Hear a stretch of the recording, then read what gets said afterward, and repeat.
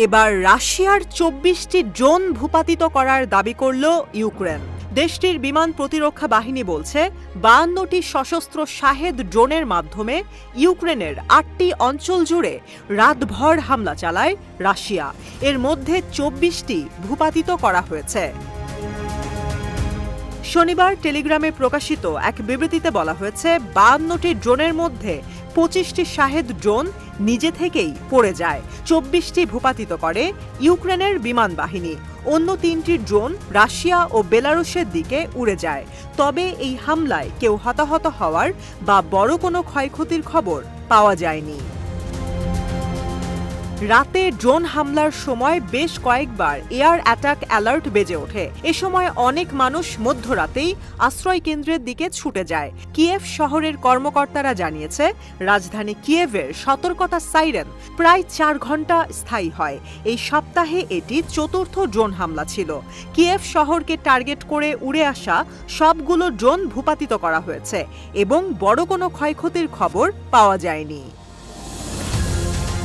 ইউক্রেনের বিমান প্রতিরক্ষা বাহিনী বলছে, পোলতাভা, চেরকাসি, কিরোভরাদ, নিপ্রোপেট্রোভস্ক অঞ্চল, চেরনিহিভ, সুমি অঞ্চল এবং মাইকোলাইভ অঞ্চলে হামলা করা রাশিয়ান ড্রোনগুলোকে ভূপাতিত করা হয়েছে।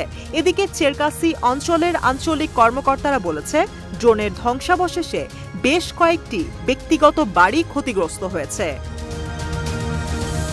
ইউক্রেনের বিমান বাহিনী জানিয়েছে, হামলার সময় রাশিয়ান বাহিনী 5টি ক্ষেপণাস্ত্র নিক্ষেপ করে। রাশিয়ান ড্রোন এবং ক্ষেপণাস্ত্র হামলা ঠেকাতে ইলেকট্রনিক পদ্ধতিতে মোবাইল হান্টিং গ্রুপ এবং বিমান প্রতিরক্ষা ব্যবস্থা ব্যবহার করে ইউক্রেন। সাম্প্রতিক সময়ে রাশিয়া নিয়মিত ইউক্রেনের রাজধানীতে ড্রোন ও ক্ষেপণাস্ত্র হামলা চালাচ্ছে। এক্ষেত্রে প্রায়ই ইরানের তৈরি স্বল্প খরচের শাহেদ ড্রোন ব্যবহার করছে তারা। তবে বেশিরভাগ ক্ষেত্রেই সেগুলো টার্গেটে আঘাত করার আগেই কিয়েভের আকাশ প্রতিরক্ষা বাহিনী প্রতিহত করতে সক্ষম হচ্ছে বলে দাবি করেছে ইউক্রেনের প্রেসিডেন্ট ভ্লাদিমির জেলেনস্কি। এদিকে রাশিয়া দাবি করেছে, অগাস্টের শুরু থেকে সবচেয়ে সুসজ্জিত এবং অভিজ্ঞ সেনাসহ অন্তত ৫,১৩৭ সেনা, ৭৯টি ট্যাঙ্ক, ২৭টি পদাতিক যুদ্ধযান, ৫৫টি এপিসি, ৩৫০টি সাঁজোয়া যুদ্ধযান হারিয়েছে কিয়েভ। মস্কোর অনুমান অনুযায়ী এই তালিকায় আরও কিছু যানবাহন, ৩৪টি আর্টিলারি ইউনিট, 5টি বিমান বিধ্বংসী ক্ষেপণাস্ত্র ব্যবস্থা, 11টি MLRS লঞ্চার এবং অন্যান্য ভারী সরঞ্জামও রয়েছে।